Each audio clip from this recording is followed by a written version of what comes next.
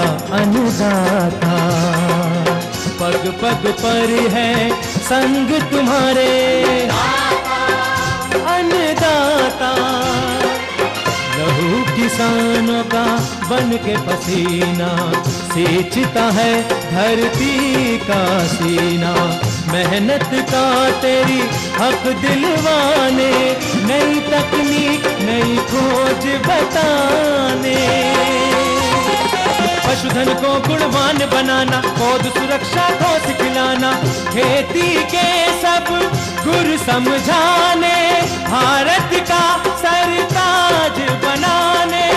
आठों पहर है संग तुम्हारे अन्नदाता अन्नदाता। नमस्कार, मैं हूं आपके साथ मोनिका सिंह। आप सभी दर्शकों का अन्नदाता कार्यक्रम में स्वागत करती हूं। हर रोज की तरह कार्यक्रम में हम लेकर आते हैं खेती बाड़ी से जुड़ी हुई बहुत सी लाभकारी जानकारियां। तो चलिए सबसे पहले देखते हैं क्या है विशेष आपके लिए आज के कार्यक्रम में। मृदा स्वास्थ्य सुधार पर जानकारी,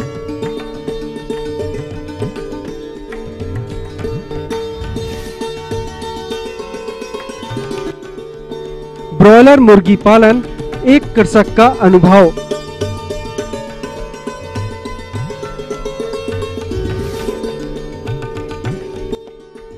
दुधारू पशुओं में प्रजनन संबंधी समस्या व उसका निदान,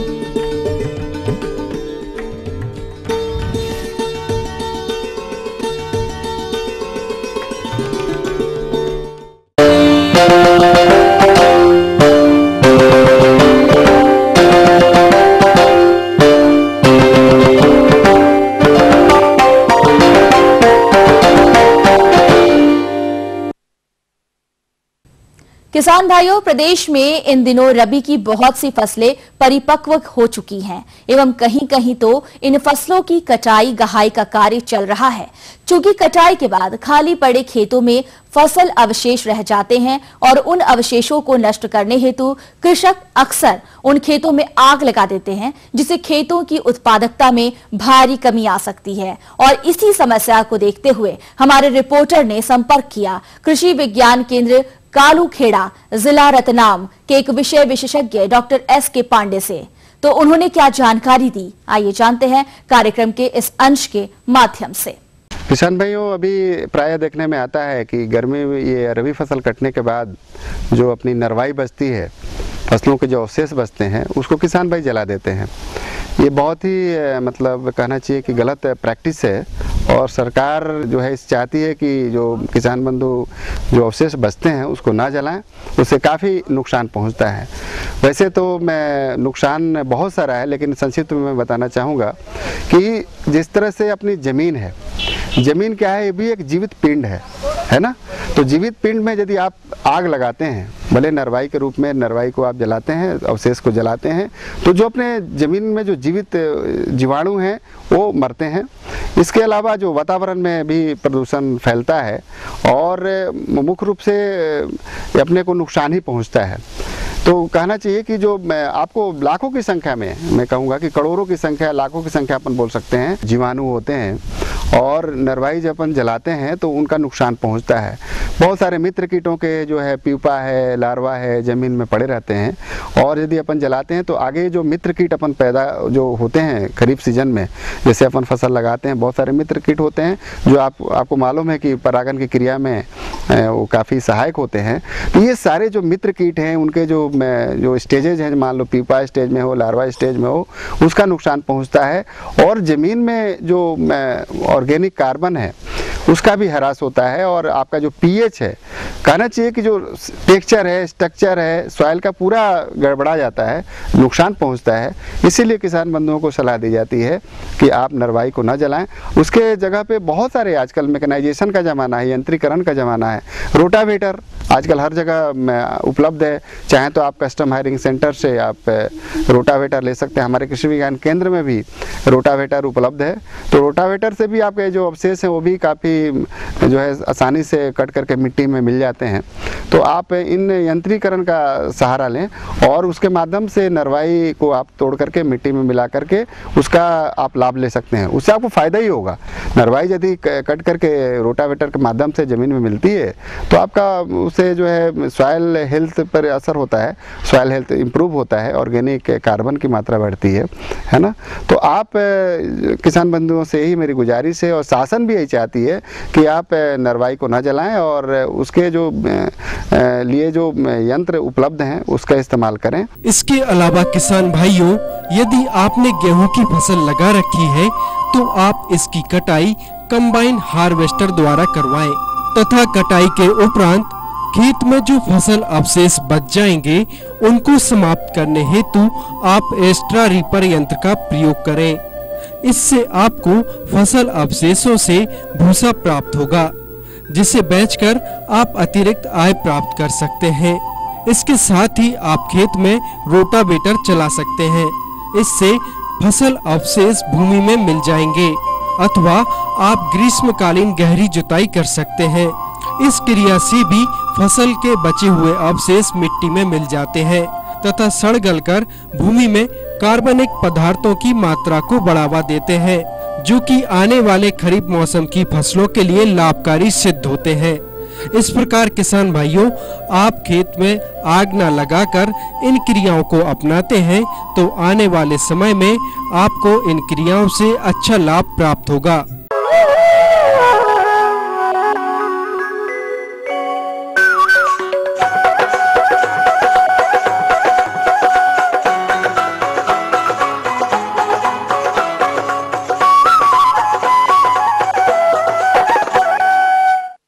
फसलों उत्पादन में प्रति इकाई क्षेत्रफल से कम होते लाभ के चलते अब किसान कृषि सह व्यवसाय अपनाने लगे हैं, जिनमें राज्य के बहुत से किसान मुर्गी पालन व्यवसाय को अपनाकर लाभान्वित भी हो रहे हैं। और आज हमारे बीच एक ऐसे ही मुर्गी पालक रघुवीर सिंह मौजूद हैं, जिन्होंने छोटे स्तर पर ब्रॉयलर पालन प्रारंभ किया और वैज्ञानिक प्रबंधनों को अमल में लाकर वर्तमान में अच्छी आय प्राप्त कर रहे हैं। तो आइए मिलते हैं इनसे और जानते हैं इनके अनुभवों को। सबसे पहले जो फर्स्ट डे से आप मैं स्टार्ट करता हूँ, चिक्स कैसे आते हैं और कैसे उसकी परवरिश होती है। फर्स्ट डे 12 या 13-14 घंटे के बच्चे आते हैं मेरे पास में। तो आते ही उनको 1 किलो गुड़ और 100 ग्राम मीठा सोडा 40 लीटर पानी में घोल के उनको दिया जाता है। 1000 चूजों की मात्रा है ये, जिससे उनमें ताजगी आ जाती है, वो तनाव मुक्त हो जाते हैं। उसके बाद में उनको 6 घंटे के बाद में फ्री स्टार्टर दिया जाता है। 4 दिन के बाद से 21 या 22 दिन तक उनको स्टार्टर दिया जाता है।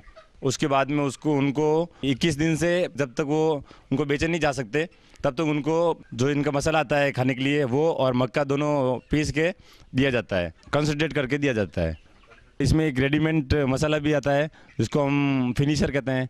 फिनिशर थोड़ा महंगा पड़ता है, इनके हिसाब से हम कंसंट्रेट और मक्का लेते हैं साथ में, जिसमें कंसंट्रेट आता है 50 किलो का और उसमें 100 किलो मक्की मिलाई जाती है। जो इनके रख रखाव की बात है तो पानी और दाने इनके फीड के लिए ये बारदान लगे हुए हैं, जिसमें पानी की फीडर अलग है और पानी के ये ऊपर से कनेक्टेड है, इन ऑटोमेटिक किया हुआ है पानी का। इसमें दाने का अलग है, दाने का नीचे रखा हुआ है। इससे ये होता है कि ऊपर इसका वेट ज़्यादा होता है, इसलिए ये झोल खा जाते हैं हमारे। इसके हिसाब से हम इनको नीचे शिफ्ट किया हुआ है। ये शेड जो आप देख रहे हैं ये बना हुआ है 30 बाई 70 में, जिसमें 2500 मुर्गी आराम से रह सकती है। स्टार्टिंग करे हुए मुझे 6 से 7 महीने हो चुके हैं, जिसमें मैंने 3 से 4 लॉट निकाल चुका हूँ अभी तक मैं। और जैसे इनके पूरे मुर्गे निकल जाते हैं उसके बाद में हम जो इनकी खाद है वो बाहर डाल के 2 से 3 इंच इन पर रेत डाल ली जाती है, बालू रेत या कोई भी रेत डाल सकते हैं। और इसमें अपने लकड़ी का बुरादा भी काम आ जाता है। और जो मारवाड़ी में बोलते हैं खाकला, जो कि नहीं इसकी गेहूँ का भूसा, वो भी काम आ जाता है। इससे उनको हीट मिलती रहती है और ये आराम से घूम फिर सकते हैं। इन चिक्स में 2 प्रकार की वैक्सीन होती है, जिसमें पहले तो 4 से 8 दिन के बीच में इनको खरानी खेत दिया जाता है और बाद में उनको जैसे वो परवरिश चलती रहती है उसके बाद में 14 से 18 दिन के बीच में इनको गमोरो वैक्सीन दिया जाता है, जिससे ये इनमें किसी प्रकार के बीमारियां नहीं होती है। और इनको कैल्शियम भी दिया जाता है, जिससे इनकी हड्डियां मजबूत रहती है, और ये इनका अपना खुद का बोझ अपना आप पैरों पे झेल सकते हैं, जिससे ये हष्ट-पुष्ट और घूमते फिरते रहते हैं।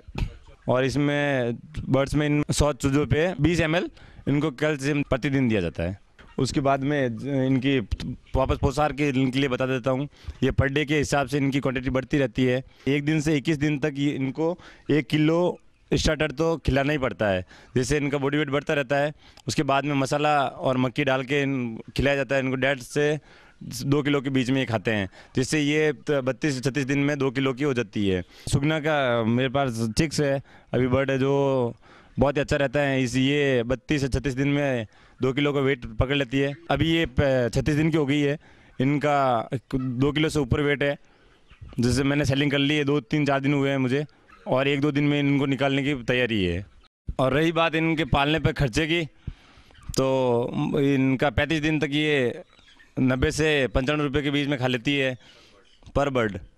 और लेबर चार्ज 5 रुपये के हिसाब से पर फीस पे माने तो मंथली के हिसाब से 100 रुपये हमारा खर्च, और उसमें 2 वैक्सीन और कैल्शियम वगैरह, लेबर और खर्चा पानी और लाइट सब इनमें शामिल है।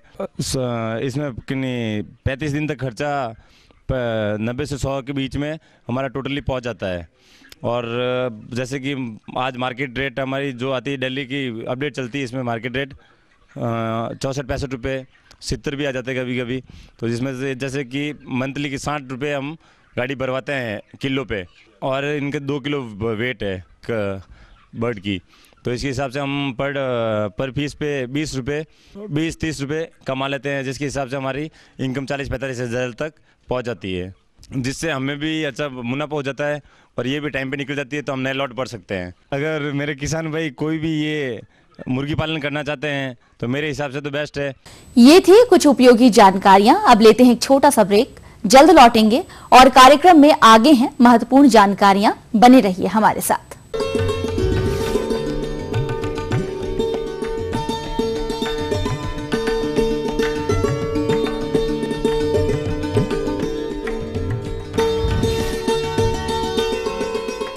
पहल हमारी, इरादे आपके, अधूरे ख्वाबों की पूरी पड़ताल इस समय पर।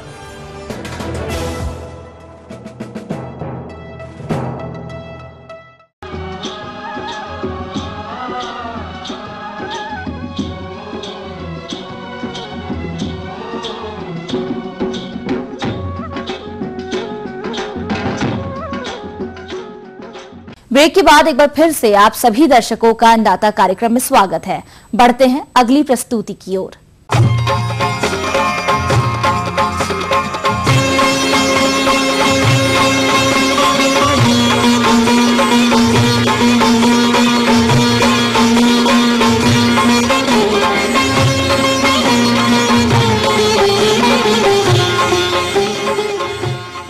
डेयरी व्यवसाय को लाभकारी बनाने के लिए जरूरी है कि दुधारू पशु हमेशा स्वस्थ रहें, क्योंकि प्रायः देखा जाता है कि आनुवांशिक रोगों के कारण पशु के दूध उत्पादन में गिरावट के साथ प्रजनन संबंधित कई प्रकार के विकार आ जाते हैं, जिसके बारे में पशुपालकों को ज्ञान नहीं होता। फलस्वरूप पशुपालन व्यवसाय घाटे में चला जाता है। अतः आनुवांशिक रोगों की पहचान के लक्षण, कारण एवं निवारण के बारे में समुचित जानकारी दे रहे हैं एक पशु चिकित्सक डॉक्टर अरुण तिवारी। पालक भाइयों, जब आप पशुओं को रखते हैं तो उनके रखरखाव में जब गर्भावस्था में पशु आता है तो उस पर ध्यान देने की आवश्यकता ज़्यादा होती है। हम अगर गर्भावस्था के आसपास की बीमारियों की बात करें तो गर्भावस्था के आसपास होने वाली बीमारियों को 2 भागों में बांटा जा सकता है। एक तो वे बीमारियां हैं, वो दिक्कतें हैं जो पशु बच्चा देने से पूर्व में आती हैं पशुओं को, और कुछ दिक्कतें बच्चा देने के बाद में आती हैं, खास करके वे दिक्कतें जो जनन संबंधी। तो शुरू में जो पशु है बच्चा देने से पूर्व अक्सर किसान भाइयों को ये परेशानी रहती है कि उनका पशु प्रोलैप्स कर रहा है, या फुलाना कहते हैं उसको, बच्चेदानी को बाहर दिखा रहा है। ऐसी स्थिति में पशुपालक घबरा जाते हैं और उनको समझ में नहीं आता है कि क्या करें। तो उनको ये बीमारी जो है मुख्यतः है 2 कारणों से होती है। पहला कारण तो ये है कि किसी भी तरह से अगर उनके पोषण में कमी हो गई, पोषण में कमी होने के कारण हार्मोनल डिस्टर्बेंस भी हो जाता है, असंतुलन भी हो जाता है, जिसके वजह से भी ये बीमारी होती है।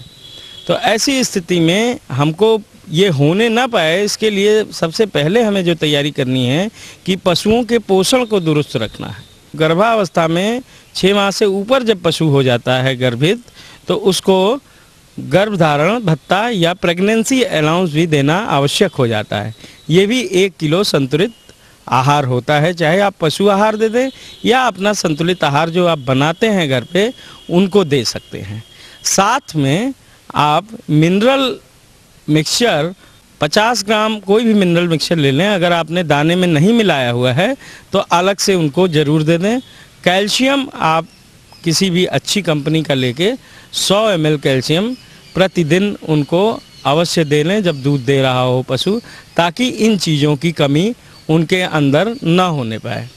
अब अगर ये परेशानी हो गई है तो शुरुआत में जो आप कर सकते हैं वो ये है कि पशु को ऊंचे नीचे स्थान पे न चलाएं, और जब पशु बांधें आगे का हिस्सा नीचे होना चाहिए और पीछे का हिस्सा ऊपर होना चाहिए। अगर इस तरह से आप देखेंगे तो आपको थोड़ी कम परेशानी का सामना करना पड़ेगा, इस बीमारी को कंट्रोल किया जा सकता है। अगर इसके बावजूद आपको नहीं समझ में आता है, नहीं ठीक हो रहा है पशु, तो किसी कुशल चिकित्सक से परामर्श लें ताकि उनको हार्मोन के इंजेक्शन या अन्य जो उचित दवाएं हैं उनको दिया जा सके। जो बच्चा देने के बाद की बीमारियों का जिक्र करें, उसमें पशुपालक भाइयों को सबसे ज़्यादा समस्या आती है पशुओं के जेर रुकने से।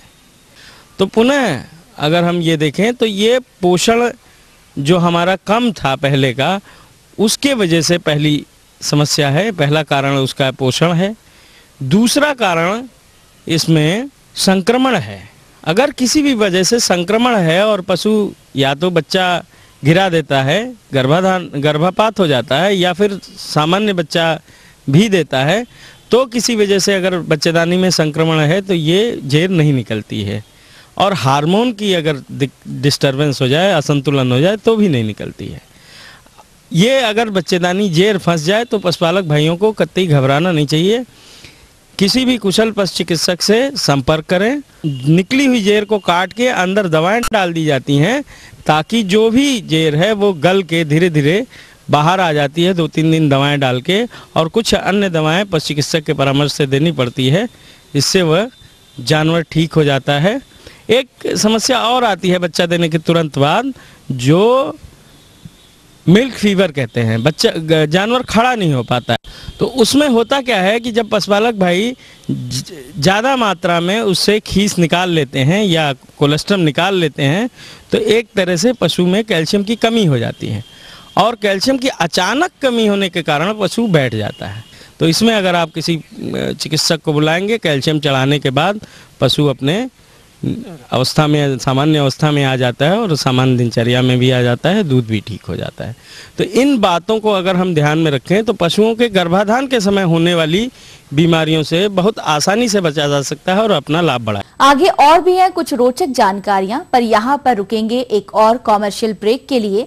जल्द हाजिर होते हैं।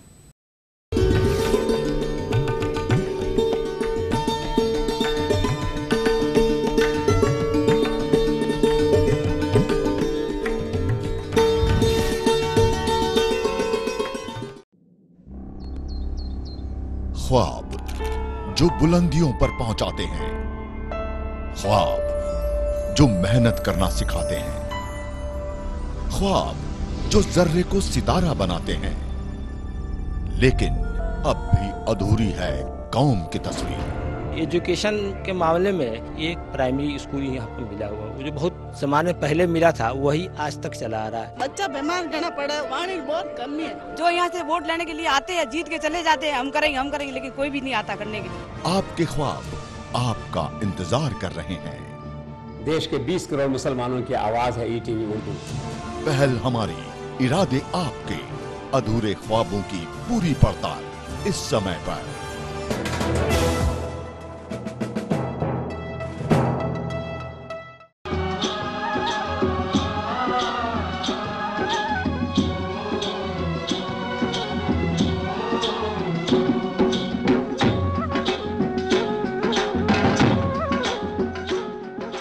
ब्रेक के बाद आप सभी दर्शकों का स्वागत है। चलिए अब रुख करते हैं अगली कड़ी की ओर।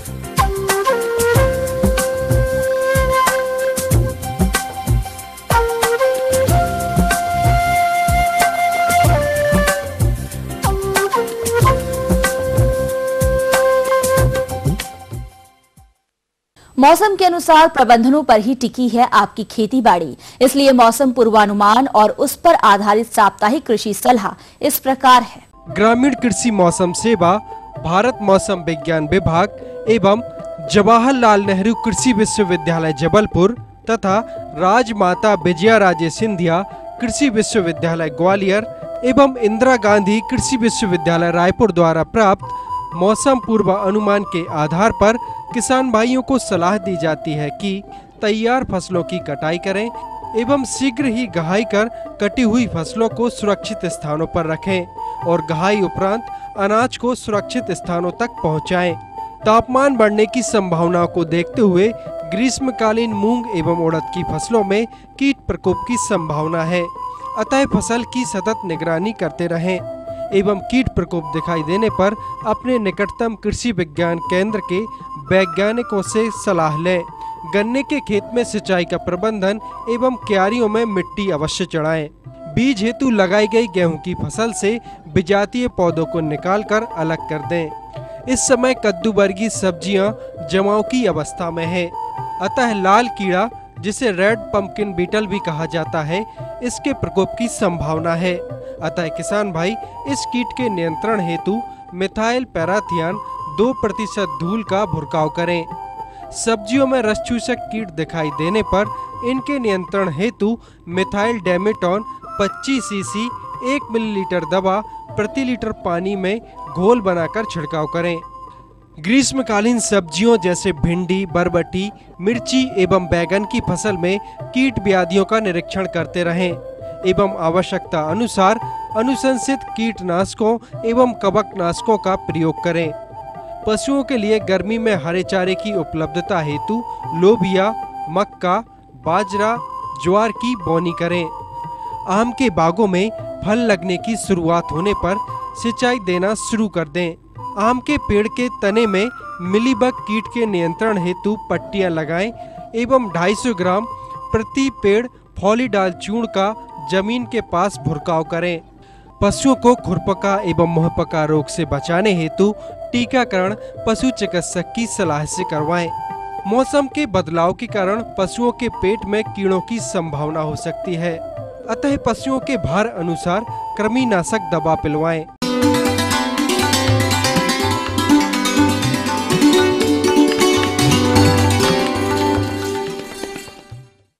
अन्नदाता हेल्पलाइन निःशुल्क फोन संपर्क सेवा के माध्यम से आपके द्वारा पूछे गए प्रश्नों में से 1 या 2 महत्वपूर्ण प्रश्नों को हम अपने कार्यक्रम में शामिल करते हैं। इसी के तहत आज का चयनित प्रश्न और उसका जवाब इस प्रकार है। अन्नदाता निःशुल्क फोन संपर्क सेवा के माध्यम से पूछे गए प्रश्नों में से आज हमने जिस प्रश्न को कार्यक्रम में शामिल किया है उसे पूछा है ग्राम पर्वतपुरा, जिला शिवपुर के कृषक गजेंद्र रावत ने। इनकी बैगन की फसल में कीटों का प्रकोप देखने में आ रहा है, या इनके नियंत्रण पर जानकारी चाहते हैं। तो गजेंद्र रावत जी, आपकी जानकारी हेतु प्रस्तुत है कार्यक्रम का यह अंश। किसान भाइयों, हमारे मध्य प्रदेश में बैगन की खेती बहुतायत में हमारे किसान भाई करते हैं। जैसा कि आप जानते हैं कि इस समय हमारी जो बैगन की फसल खेत में लगी है, इसके लिए सबसे पहली बात आती है कि आपके खेतों में आपने देखा होगा कि कई बार बहुत ज्यादा रस चूसक कीटों की समस्या देखी जाती है, जिसमें एफिड जैसे माहू इनकी समस्या देखी जाती है। कुछ ऐसे वायरस भी होते हैं जिन जैसे सफेद के माध्यम से या अन्य कीटों के माध्यम से इन फसलों में रस चूसक कीटों के माध्यम से भी बीमारियां आ जाती हैं। और ये भी देखा गया है कि कई बार जो छोटी पत्ती या लिटिल लीफ ब्रिंजल जो समस्या होती है ये भी देखी जाती है। इस प्रकार से कई प्रकार की बीमारियां या रस चूसक कीटों की समस्या हमारी बैगन की फसल में आती है। तो आपको सबसे पहली बात है कि इनकी रोकथाम करनी है, और रोकथाम के लिए विशेष रूप से आप जो हमारी प्राकृतिक रूप से समन्वित जो नियंत्रण की विधियां हैं उसमें सर्वप्रथम बात आती है नीम तेल की। तो नीम तेल अगर आप 5 ml प्रति लीटर पानी में घोल बनाकर अगर उसका छिड़काव आप फसल पे करते हैं तो निश्चित रूप से ये जो प्रारंभिक समस्याएं कीटों की या बीमारियों की आती है उनसे तो आपको निजात मिलेगी। और कई बार अगर बहुतायत में रस चूसक कीटों की समस्या देखी जाती है तो आपको इमेडाक्लोप्रिड जो दवा है उसकी लगभग 1.5 से 2 ml मात्रा प्रति लीटर पानी में घोल बनाकर शाम के समय आप छिड़काव करें। इसके अलावा देखा गया है कि जब आपके फूल आ गए, फूल आने के बाद में फल आने लगे और जब फल आने की प्रारंभिक अवस्था से लेके उनकी वृद्धि अवस्था तक देखा जाता है कि तना छेदक और जो फल छेदक कीट हैं उनकी बहुतायत में समस्या आती है।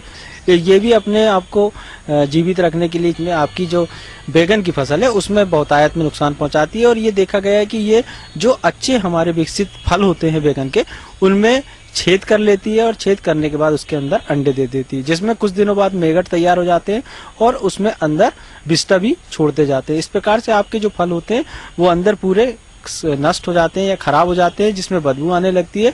और जब हम इन ऐसे फलों को बाजार में ले जाकर बेचते हैं तो इनका बाजार भाव भी सही नहीं मिलता या बाजार में इनको खरीदा भी नहीं जाता। साथ ही साथ जो तना छेदक है इनसे भी तनों के अंदर छेद करके और पूरा तना सूखने लगता है और आगामी समय में ये पूरा पौधा ही सूख जाता है। तो हमें इस बात को ध्यान रखते हुए कुछ खास बातें हैं जिनका विशेष रूप से ध्यान रखना है। अगर कहीं भी ये तना छेदक या फल छेदक कीटों की समस्या दिखाई दे रही है तो प्रारंभिक स्तर में अगर कम समस्या है तो आप नीम तेल जो है उसकी लगभग 5 ml मात्रा प्रति लीटर पानी में घोल बनाएं और पूरे खेत में अच्छी तरीके से छिड़काव कर दें।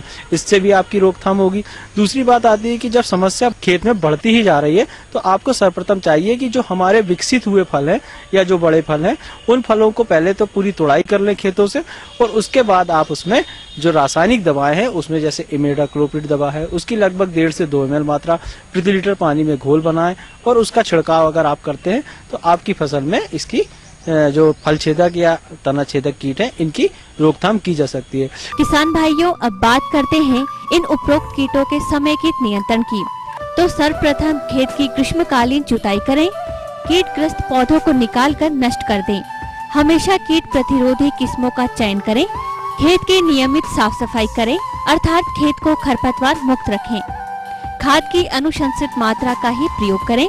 कीटों के प्रकोप की प्रारंभिक अवस्था में नीम आधारित दवा का 5% घोल बनाकर छिड़काव 7-7 दिनों के अंतर पर करें। खेत में फेरोमोन ट्रैप का प्रयोग करें। रस चूसक कीटों के नियंत्रण के लिए चिपचिपे प्रपंच का प्रयोग करें। प्रकाश प्रपंच का प्रयोग करके क्षेत्रीय अभियान चलाना चाहिए एवं खेत में टी आकार की खूंटियों का प्रयोग करें जिस पर पक्षी आकर बैठेंगे और कीटों को खाकर संख्या कम करेंगे। इतने उपाय करने के बाद भी यदि कीटों का प्रकोप यदि आर्थिक क्षति स्तर को पार कर जाता है तब रासायनिक नियंत्रण कर प्रयोग करें। किसान भाइयों, इन बताई गई बातों को अमल मिलाकर यदि आप इन कीटों का समेकित प्रबंधन करते हैं तो निश्चित ही आपको इस फसल से अच्छा उत्पादन प्राप्त होगा। अब आइए देखते हैं कल दिखाए जाने वाले कार्यक्रम की मुख्य झलकियाँ। पपीते की उन्नत किस्में एवं नर्सरी। हम ये उम्मीद करते हैं कि आज का कार्यक्रम आप सभी दर्शकों के लिए उपयोगी रहा होगा। किसान भाइयों, अन्नदाता आपकी सेवा के लिए संकल्परत है। कृषि संबंधित समस्या एवं सुझावों के लिए आप हमें इस पते पर संपर्क कर सकते हैं। प्रोड्यूसर अन्नदाता, ETV Madhya Pradesh Chhattisgarh, Ramoji film city Hyderabad 501512। साथ ही आप हमें ईमेल भी कर सकते हैं। हमारा ईमेल है anndatamp@etv.co.in। इसके अतिरिक्त आप हमें निःशुल्क हेल्पलाइन नंबर 180042540885 पर दोपहर 12 से 1 बजे के बीच संपर्क कर सकते हैं। फिलहाल अन्नदाता की पूरी टीम को इजाजत दीजिए। कल फिर इसी समय आपसे मुलाकात होगी कृषि संबंधित कुछ और रोचक जानकारियों के साथ। नमस्कार।